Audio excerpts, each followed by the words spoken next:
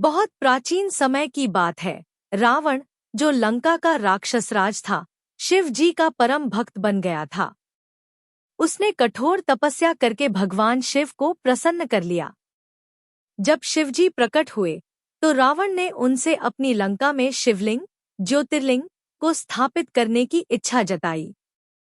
शिवजी ने उसकी भक्ति से प्रसन्न होकर उसे एक अति दिव्य ज्योतिर्लिंग दिया, लेकिन साथ ही एक शर्त रखी, इस लिंग को जहां एक बार भूमि पर रख दोगे वहीं इसका स्थायी स्थान बन जाएगा।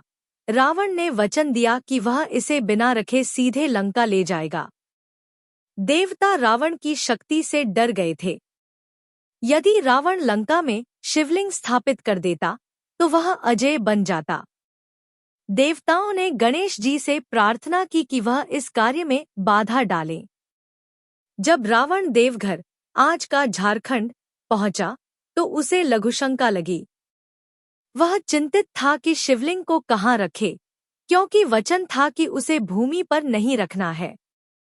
उसी समय गणेश जी एक ग्वाले के रूप में वहां प्रकट हुए। रावण ने उनसे कहा, हे बालक, कृपया थोड़ी देर के लिए यह ज्योतिर्लिंग पकड़ो, मैं लघुशंका करके तुरंत आता हूँ।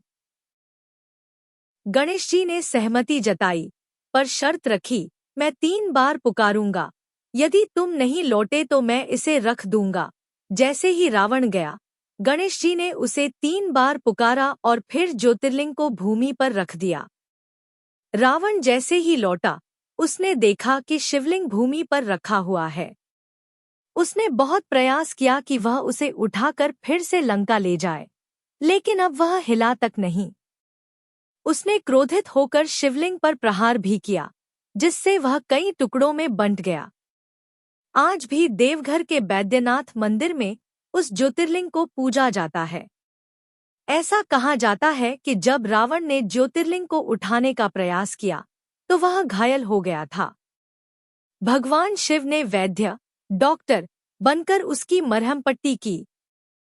इसलिए इस स्थान को वैद्यनाथ कहा गया, अर्थात जो देवताओं के वैद्य, चिकित्सक हैं।